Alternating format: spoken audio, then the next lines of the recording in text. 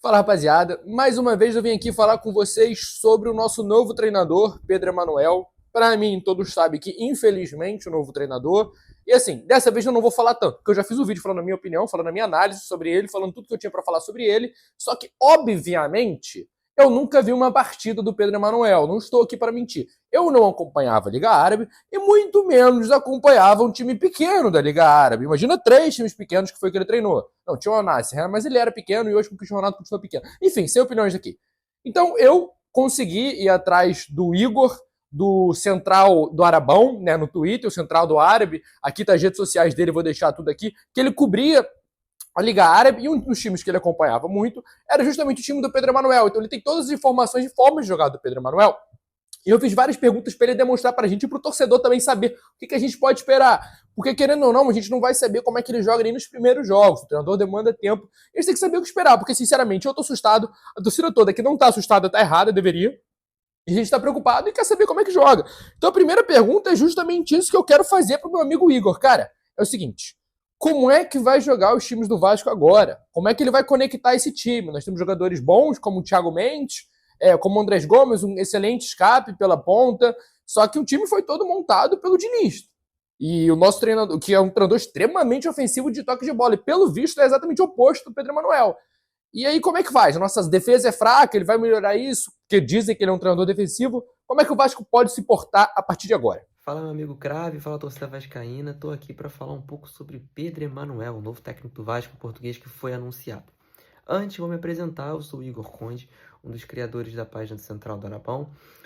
Também trabalho como comentarista no canal Gold, com foco na Liga Saudita. A gente tem um programa sobre futebol saudita, enfim. Acompanhei de perto esses últimos trabalhos do Pedro Emanuel e vou tentar explicar um pouquinho aqui como joga a equipe dele, como pode se adaptar ao time do Vasco, ao elenco que o Vasco tem, enfim. O Pedro Emanuel é um treinador que tem um foco defensivo, né? Ele consegue organizar muito bem as equipes de forma defensiva, dar uma solidez defensiva. Uma prova disso é que ele foi a oitava melhor defesa do último campeonato. Aí você vai falar, meu Deus, oitava melhor defesa? Isso não é uma coisa para se orgulhar tanto. Mas calma, é outro contexto, né? Na Liga Saudita a gente tem muitas equipes que são privatizadas. E o Pedro Emanuel não trabalhava em uma equipe que é privatizada. O que significa ser uma equipe privatizada? É uma equipe que tem um investimento maior. Que é o caso do Al-Nassr, que tem o Cristiano Ronaldo, do Al-Hilal, enfim. São equipes que têm investimento maior e, naturalmente, jogadores melhores. O Al-Ferra não é uma dessas equipes. Então, naturalmente, não vai competir com as grandes equipes. Bom, ele foi a oitava melhor defesa, tirando as equipes privatizadas, tirando as grandes equipes ricas da liga, ele ficou atrás apenas do Al-Hilal como segunda melhor defesa do campeonato. Em contrapartida, o ataque não funcionou, né? A equipe do Pedro Emanuel era uma das equipes com menos finalização por jogo, que menos criava oportunidade, enfim. Mas por que isso? Porque o estilo de jogo do Pedro Emanuel, pelo menos nessas últimas temporadas, é um estilo reativo, um estilo de contra-ataque. Não é um cara que vai fazer aquela pressão alta. Não espere aquela pressão alta. Não espere que é uma equipe que vai sair jogando do campo de trás, com a linha de zaga. Não, é uma equipe que, quando não tem a bola, defende num bloco baixo, bloco médio, esperando recuperar, esperando um vacilo adversário. E aí sim, quando recupera a bola, é sem perder muito tempo, faz a transição muito rápida e abusa do jogo de velocidade, transições rápidas. Na equipe do Alfer, ele tinha um foco com o Fashion Sakala, um jogador de Zâmbia, que é um jogador muito veloz que atua pela ponta. E quem pode ser o Fashion Sakala na equipe do Vasco é o Andrés Gomes, que é um jogador que tem características um pouco parecidas, que peca um pouco na finalização, mas tem o drible, tem a velocidade. Então acredito que o Andrés Gomes, e não só o Andrés Gomes, os pontas da equipe do Vasco serão muito importantes no esquema do Pedro Emanuel. O Pedro Emanuel é um cara que consegue se adaptar ao time que ele tem. Ele não tem uma formação favorita. Em algumas temporadas jogava num 4-4-2, jogava num 3-5-2, num 4-3-3, 4-2-3-1, enfim. É um cara que consegue se adaptar ao estilo de jogo que ele tem. O que é o foco dele, o jogo pelas pontas. Então a gente vai observar muito nos times do Vasco os pontas sendo muito acionados e os laterais. Isso é um ponto positivo que eu acho que pode dar certo no Vasco, porque os laterais do Vasco são laterais ofensivos, né? A gente tem o Cuiabano, tem o Lucas Piton, tem o Paulo Henrique, o Pumita, que os quatro têm essas características bem ofensivas, né? O ponto forte dos quatro laterais do Vasco é a ofensividade. Os pontos de velocidade e habilidade. E a gente tem a figura do Andrés Gomes, tem o Marino que chegou recentemente, mas não conseguiu se adaptar ao time do Vasco, mas é um cara que pode também, talvez o Pedro Emanuel possa resgatar, mas aí também vai muito se o Marino vai querer recuperar essa confiança no time do Vasco. Mas enfim, em resumo, é um cara que quando não tem a bola se defende com bloco baixo, espera o vacilo adversário, Não esperem pressão alta da equipe do Vasco a partir de agora com o Pedro Emanuel, não. Espera o vacilo defensivo. E aí, quando tem a bola, ataca com muita velocidade, principalmente com os pontas. Ele consegue adaptar muito bem o estilo de jogo, como eu falei. Se tiver um centroavante alto, ele consegue usar, como é o caso do Spinelli. Mas nos últimos trabalhos, como foi no Alfer na última temporada, ele usava um atacante muito mais móvel. Que era o caso do Jason, que nem atacante era. Era um cara que é meio campo. A carreira toda foi meio campo. Isso pode ser uma deixa aí pro Bremer. Outro ponto positivo é que é um cara que usa muito a base. O exemplo é o Sabri Dahal, um jovem jogador saudita que é uma grande estrela, que está em potencial para surgir nos grandes clubes. Ele colocava o moleque como titular, né? Barrava até jogadores estrangeiros, que não é muito comum no futebol saudita. Enfim, ele consegue, eu acredito que ele vai conseguir se adaptar ao estilo de jogo do Vasco. Mas é um estilo totalmente diferente do que essa equipe foi montada, como por exemplo com o Fernando Diniz, né? Que foi o cara que montou, entre aspas, essa equipe do Vasco, com algumas contratações e tudo mais. Acredito que ele vai conseguir dar uma solidez defensiva, uma identidade defensiva para essa cara do Vasco. O que preocupa é esse time mostrar, né? Desenvolver o seu jogo, atacar quando enfrentar equipes mais fracas, porque não é muito da característica dele. Mais do que isso, eu acredito que o Vasco precisa se reforçar na zaga. O Vasco vai precisar de zagueiros, porque o Pedro Emanuel não é um treinador acima da média, um grande treinador, mas longe de ser um treinador ruim. Eu sei, assustam esses números defensivos, essas estatísticas, né? Mais derrotas do que vitórias. Assusta, mas aí é outro contexto que eu vou responder na próxima pergunta. Bom, entendi. Tem pontos bons que a gente pode levar disso, né? Um ponto bom é sobre as pontas, principalmente com o Andrés Gomes, e eu acredito muito em contratação. Eu não quero contar com coisas que não aconteceram ainda. Por exemplo, eu não sou o tipo de cara que no futebol conto, por exemplo, com não precisamos nos preocupar com o volante porque o Jair vai voltar. Não. Nós estamos sem o Jair no momento e não sabemos como ele vai voltar. Então a gente contrata outro e caso ele volte, é uma contratação. O Inestrosa eu faço a mesma coisa. Eu não conto mais com o Inestrosa. O que ele já demonstrou pode vir a ser uma grata surpresa, mas é até melhor para mim que eu não conte com ele agora. Precisamos de uma contratação e acabou. O que temos hoje é uma falta de um ponta e não precisamos de outro. Andrés Gomes, mais um, mais dois, porque precisamos de um centroavante também. E o mesmo para o Brenner. Eu acredito que, inclusive, eu estou muito preocupado com um ponto que ele citou sobre ser um treinador que não cria chances. Não tem muita chance, um dos piores da Liga Saudita de chances criadas. Isso é um absurdo, gente. Porque o Vasco não tem um grande finalizador. O Vasco não tem aquele cara que tem duas oportunidades e faz gol. Então o Vasco precisa claramente criar mais para fazer gols do que um Flamengo que tem o Pedro, até o Botafogo que tem o Arthur Cabral. Todos os times, assim, se a gente for lembrar, tem um goleador e o Vasco está muito atrás disso. Então eu não acho bom isso. Acho muito perigoso o Vasco arriscar nessa situação, ainda mais com... Tudo bem que a nossa defesa é muito fraca, a gente tem que melhorar. Só que se nossa única arma é o ataque, a gente não pode desvincular da nossa única arma para fortalecer uma coisa que está fraca, porque nisso a gente pode ficar sem a defesa e sem o ataque, isso é extremamente perigoso. Sobre os laterais eu gostei muito. Por quê? Porque eu ainda confio muito no PH e muito no Cuiabano. Que são laterais ofensivos, você falou que a gente vai precisar muito de laterais. E até como eu expliquei, como a gente não tem atacante, e como o nosso ponto é um dos melhores, o volante, eu acredito que a gente precisa usar as armas que tem para fazer gol. Eu acredito que os laterais podem ser uma arma dessas. O PH, ofensivamente, eu ainda acredito que pode voltar a render mais. E o Cuiabano já mostrou que pode, e depende muito dele. Depende muito dele, porque a forma física dele não é boa. Ele costumava ser assim no Botafogo também, precisa se cuidar mais. Espero que ele entenda que o Brasil tá sem lateral, e ele é bem novo. Não acho impossível o Cuiabano estar na próxima Copa. Mas se ele continuar do jeito que tá, se machucando sempre, não ter uma sequência, aí eu já acho impossível. Eu acho que ele deveria pensar nisso. Eu não acho um absurdo, gente. Danilo foi pra Copa. Com todo respeito, hoje o Cuiabano já é melhor que o Danilo. Tudo bem que em posições diferentes, mas hoje ele já é melhor que o Danilo.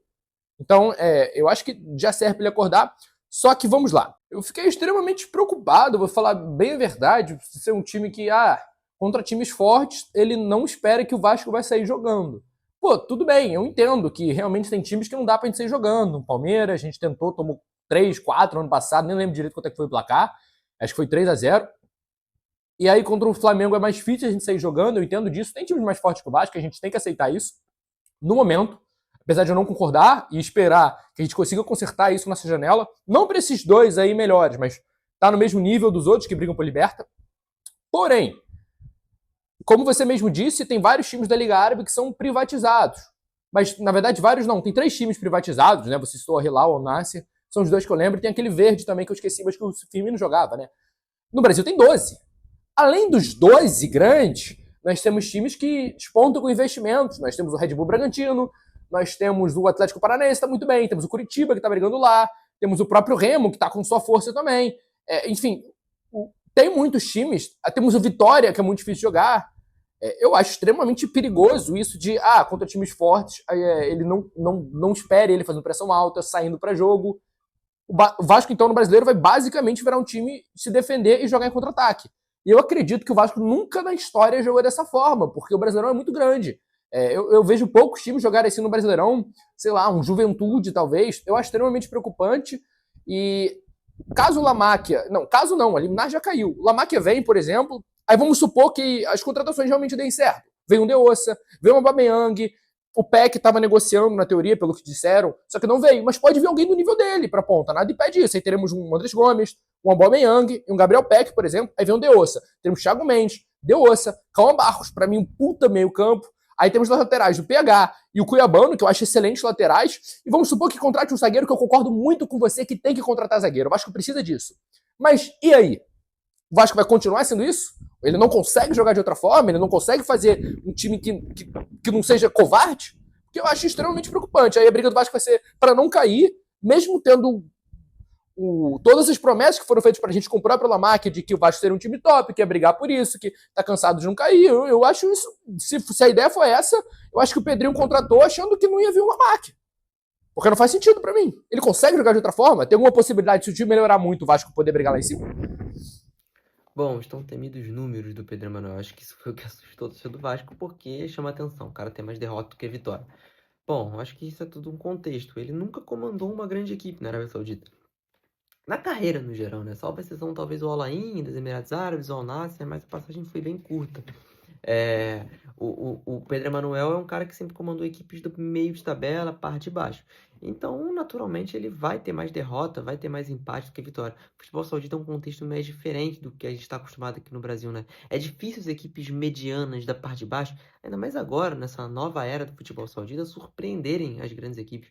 Vai ser muito raro a gente ver uma equipe sem muito investimento ser campeão. Coisa que já aconteceu anteriormente, mas aí o Pedro Emanuel não comandava uma equipe de futebol saudita. É um cara que eu acho que pode servir de consolo para o torcedor do Vasco.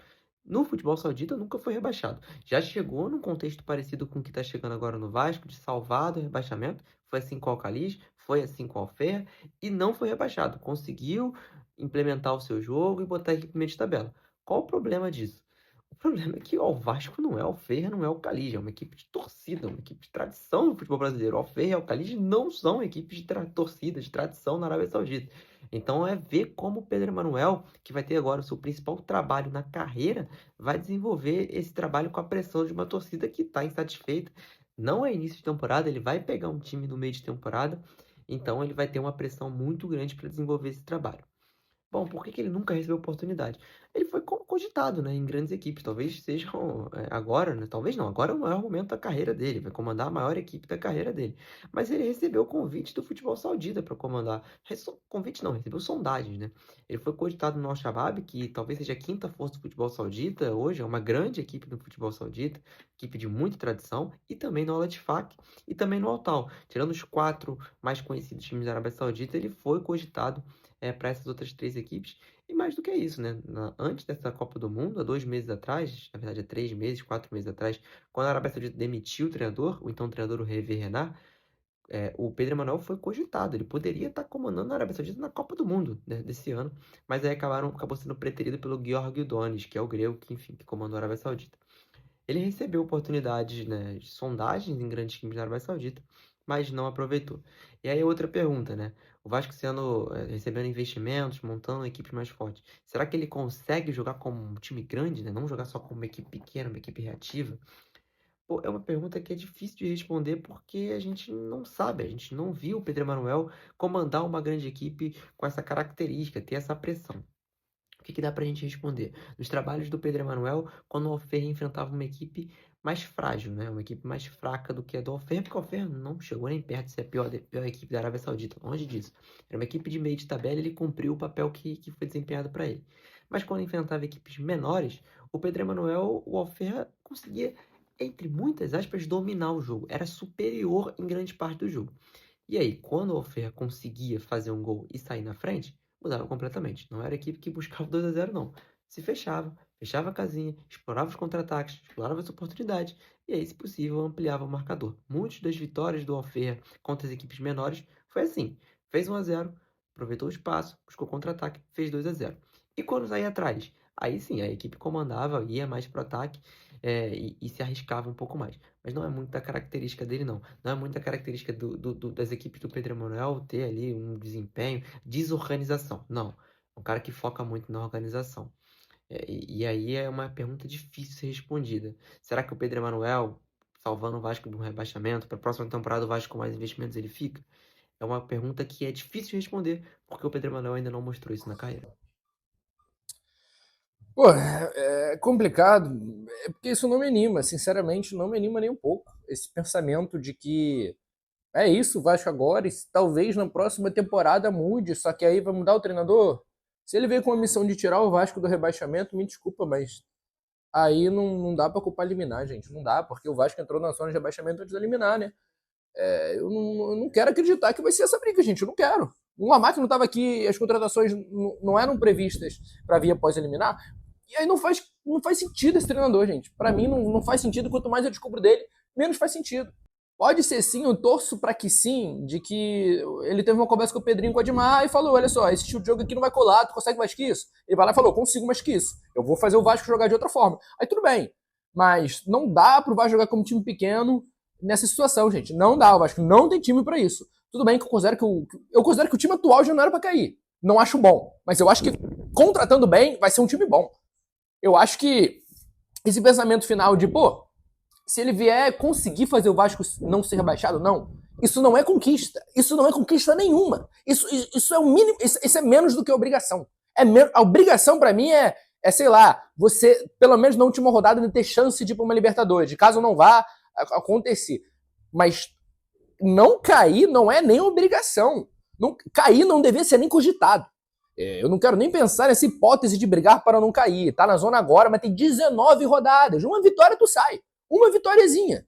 Então, eu não concordo nem um pouco com essa contratação. Enquanto mais eu sei, menos concordo. Só que eu torço também para o que nós conhecemos. É o que você falou, ninguém sabe. Será que ele pode jogar de outra forma? Ele nunca pegou, não sabemos. Eu vou me pegar isso de que ele veio com uma base e uma conversa diferente com a diretoria, porque o próprio Pedrinho, ele falava que o que ele não gostava na 777 era de pessoas que vinham contratadas pensando em um rebaixamento. Ah, você vai ter bônus se não cair, vai ter isso se não cair. E ele achava isso diminuir o Vasco. Então eu não acredito que ele vai fazer a mesma coisa. Eu simplesmente não acredito e, na verdade, muito menos. Eu não quero acreditar. Tudo isso, eu tava pensando, pô, ele falou um monte de coisa boa do Vasco, o Igor. Pô, ele tem um conhecimento bom do Vasco, né? Só que eu fui ver a camisa do Vasco, pô, maravilhoso. Eu não sabia que isso era vascaíno, não. Mas enfim, dito isso, pelo menos nas Copas. Porque não dá, a gente vai enfrentar dois adversários muito fortes. Fluminense, um rival e freguês histórico, e o Medellín. O Vasco vai fazer o quê? Ele é bom em Copas? O Vasco vai ficar atrás da bola vendo o Fluminense jogar o jogo inteiro torcendo por um contra-ataque? Porque para mim isso é pior do que uma eliminação. Seria mais vergonhoso do que uma eliminação. Enquanto o Medellín vai jogar lá fora, sei lá, aí eu já aceitaria jogar um pouco fechado. Em cada jogar a favor. Mas como é que ele é em Copas? Será que tem isso? Ele sabe que é ida e volta? Que um dos dois jogos, pelo menos, a gente tem que ser reativo? Não, a gente não tem que ser reativo, no caso, a gente tem que ser ofensivo. A gente tem que ditar o jogo, ele sabe disso. Ele é bom em Copas. Por favor, nos dê essa explicação, porque isso é extremamente importante. Estamos vivos nas duas. E eu não quero morrer nelas. Bom, agora respondendo a segunda pergunta. Primeiro foco nas Copas. Como que é o Pedro Emanuel em Copas? Bom, as últimas passagens dele. Essa temporada foi muito mal. Foi eliminado por Al-Zuf, que é uma equipe de mediano da segunda divisão da Arábia Saudita. Ele foi eliminado nos pênaltis, na primeira fase. Não foi bem. Nas temporadas anteriores, também pelo Al-Ferra, também não foi bem, não chegou muito longe. No Al-Khalij, o Al-Khalij já é um outro contexto, né? Ele tinha acabado, e é até bom para responder a outra pergunta, como é que é o efeito imediato do Pedro Emanuel. Bom, ele chega no Al-Khalij, o Al-Khalij tinha acabado de subir, estava um bom tempo longe da primeira divisão do futebol saudita. Então, naturalmente, era uma equipe cotada a ser rebaixada. Ele chega, assume e evita o rebaixamento. É o primeiro time fora da zona, num contexto que duas equipes apenas caíam. Ele evita o rebaixamento. E aí, na Copa do Rei, na segunda temporada, ele consegue levar essa equipe até a semifinal de Copa. É um trabalho muito mais tranquilo, trabalho sem sofrer riscos, já consolidando a equipe do Al-Khalij. E na Copa, ele chega à semifinal da Copa do Rei, que foi um feito bem relevante, mas aí esbarrou com o Al Nassr, que na época já tinha Cristiano Ronaldo. Cristiano Ronaldo, se não me engano, ele faz 2 gols naquela ocasião, e elimina a equipe do Al-Khaliq, que chegou longe, chegou na semifinal. No Al-Fehd ele foi mal, mas aí tem o efeito imediato dele no Al-Fehd. Quando ele chega na equipe do Al-Fehd, a equipe era vice-lanterna do campeonato. E ele termina a temporada longe do rebaixamento nas 2 vezes, né? Nas 2 temporadas. Não correu risco nas últimas rodadas assim, de rebaixamento. Teve um efeito imediato, né? Tanto é que quando ele chega, ele consegue um empate contra o Al-Ittihad, que seria campeão saudita na ocasião, na temporada que o Al-Ittihad foi campeão. Ele consegue, na estreia dele, um desafio muito difícil, conseguir um empate, ele consegue pontuar e tira a equipe do rebaixamento. Então ele conseguiu mostrar o efeito, né? Efeito imediato, assim que chegou na equipe do Al-Fehd. Em Copas, ele tem o principal título dele na carreira, no futebol saudita, no contexto de futebol saudita, que é a Copa do Rei com o Al-Tal, que é um título que a torcida do Al-Tal, a galera lá de Buraida, ama o Pedro Emanuel, porque é o maior título da carreira da história da equipe. E é um título que é muito emblemático. Eles ganham do Al-Ittihad na final da Copa do Rei por 2-0, e na semifinal eles pegam o maior time do país, que é o Al-Hilal, fora de casa, e aplicam incríveis 5-0. Foi uma goleada assim que mexeu com o futebol saudita. E é curioso, porque essa equipe se enfrentam, né, na semifinal, não sei, no sábado, e aí na quarta tinha jogo já na liga entre as duas equipes, também fora de casa. E novamente o Al-Tal vence o Al-Hilal 2-0. Então no agregado ficou um 7-0 que é muito emblemático até os dias de hoje, né? O dia que o Al-Hilal perdeu de 5-0 numa semifinal de Copa. Isso é muito emblemático até o dia de hoje, como eu falei. E depois ele é campeão em cima do Al-Ittihad, e aí é o grande título da carreira dele. E nessa ocasião ele até termina, né, no top 3, se eu não me engano, da Liga Saudita com o Al-Tal. Em Copas ele tem esse grande ponto, mas isso foi em 2019, na equipe do Al-Tal. As últimas temporadas, o recorte da última temporada principalmente não foi bom, quando foi eliminado pro Al-Zulf, uma equipe de meio de tabela da segunda divisão da Arábia Saudita. Foi muito mal nas Copas. Mas o efeito imediato, em contrapartida, ele conseguiu desempenhar na equipe do Al-Fehd e no Al-Khaliq. No Al-Khaliq, quando ele chega, uma equipe que tinha acabado de subir da segunda divisão, ele consegue manter a equipe, consegue dar uma cara, uma identidade, fica 2 temporadas, o que não é muito raro no futebol saudita. E no Al-Fehd, quando ele chega pegando essa equipe na vice-lanterna, enfrentando o atual líder do campeonato, pontuando e tirando a equipe do rebaixamento. Então esse efeito imediato na Arábia Saudita ele conseguiu implementar no Al-Fehd e no Al-Khaliq. Eu já tava abrindo um sorrisão pelo que você tava falando sobre o Al-Hilal, sobre esse 5-0 que virou um 7-0. Aí tu me fala 2019. Pô, aí é 7 anos atrás.